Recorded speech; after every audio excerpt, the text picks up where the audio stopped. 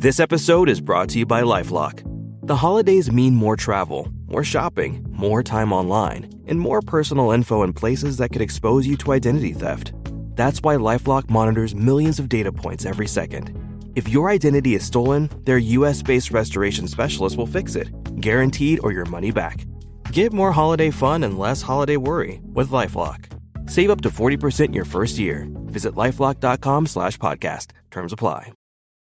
It's a common sense recap of the big stories. It's Katz and Cosby on 77 WABC.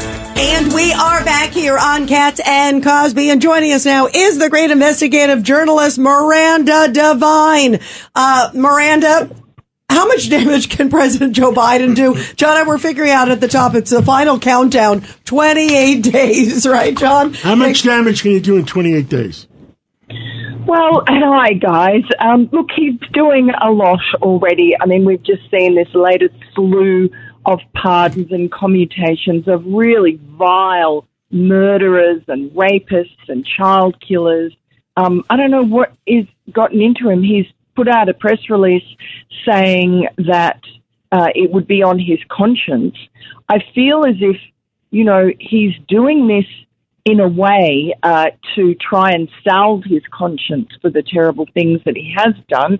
As a Catholic, I guess he's against the death penalty, but he's very pro-abortion, and he's been behind a real expansion of abortion.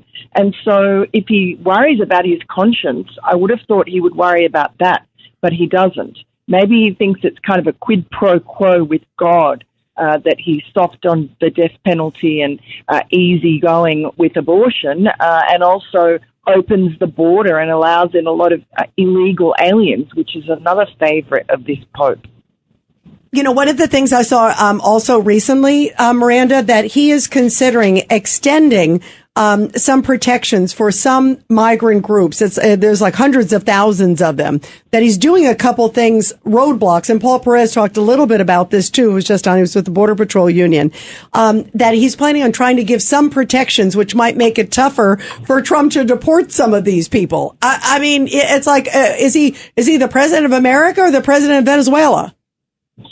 Well, look, he's president in name only, really, and has been since the inauguration day. This is not someone who is worthy or fit to be president. He's a very spiteful person and very self-interested. And at the moment, his entire focus is on, number one, grifting as much as possible with his family. So they've got a big trip planned to Italy. On Air Force One, of course, and someone just sent me, he's just gone off on another holiday to warm climes, Costa Rica or somewhere, and then his other main priority is to burnish his legacy or try and create a false legacy to make himself seem like, a word he loves to use, a very consequential president. I mean, you know, really, he's one of the worst presidents in American history. He's certainly done an enormous amount of damage in 4 years. And, you know, Donald Trump has all the right ideas and the right policies and the right people that he's putting in place. But, gosh, it's going to be a very big task, especially, as you say, with all these roadblocks and sabotage that Joe Biden, we don't even know what he's up to. Yeah, we don't even know if he's signing it. We were just talking about too. We don't even know if it's him or if it's some staffer. We're trying to get a legal interpretation from Professor John Yoo. Yeah. That if it's an automatic signer like they have in the White House, and he didn't sign it, and probably doesn't remember if he signed it or not. Don't forget the conversation I had. Who was it? With Mike Johnson, I think, where he pointed certain things out to President Biden, and President Biden says, "I didn't sign that." He says, "Well, here it is." Oh, Kevin McCarthy. Kevin McCarthy. Kevin. Okay. I remember when Kevin told us that. I remember that, John. He told us the story. Right. So, I mean, if he's not really signing it, who is signing it, and is it legal? Look, he either is the president or he's not, and if he's not compos mentis, he should not be president, even if it's only for another 4 weeks. But I think he is, we see him occasionally, and we know with the ailment that he has, and from what staffers and various sources told the Wall Street Journal in their story about his senility the other day, that he has good days and he has bad days. And so they rearrange national security meetings and all sorts of other functions to suit his good days.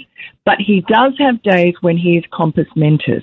Now, I'm sure that they are fewer as time wears on, but I am not willing to give him a free pass and to say, all these egregious things that happened when he was president in his name were not caused by him. I don't believe that. I think that, for instance, all these commutations and pardons are absolutely on brand.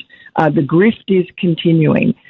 You can just see, I'm sure there's a lot that goes by him, and that his staff and his minders have a lot to answer for how they have abused the power of the presidency, and his very ambitious wife, Jill Biden. But I'm not willing to let Joe Biden off the hook, because he's not completely gaga. He knows what's going on a lot of the time, enough of the time to be held accountable by history. Yeah, and America, it's just been a disaster, regardless whether it's him or someone else. It's been a disaster. Judge Weinberg. Miranda, I just want to commend you and our listeners to read your column where you point out that this was the worst, the cover-up, the Biden mental incapacity, lack of competence, was the worst political scandal in America's history involving the White House. Yes, I really do believe it is. I think it's worse than, anything under the Kennedy administration with his dalliances, worse than Nixon. This is a 4-year or longer, because it was going on during the primary season for the Democrats, just attempt to steal the presidency and hoodwink the American people and put in place a man who was not morally or cognitively fit to do the job. And the Democrats know him. He's been a member of the Democratic Party for a half a century or more, and there's no secret about what he is. And there certainly was no secret during the primary season. I saw with my own eyes in Iowa and New Hampshire that this was a man with cognitive failings. He had to be led around the place by his wife. He had to have teleprompters for basic stump speeches. So you have a man whose brain is in chaos, who sometimes knows what he's saying and issues instructions that people like General Milley take as the gospel truth and go and carry out. And then in other cases, he doesn't seem able to rouse himself from sleep. No, you're right. And some of these stories are just stunning. Miranda, we love you. If we don't talk to you beforehand, have a great Christmas, Miranda. Merry Christmas to you and all your fabulous listeners. Thank you very much.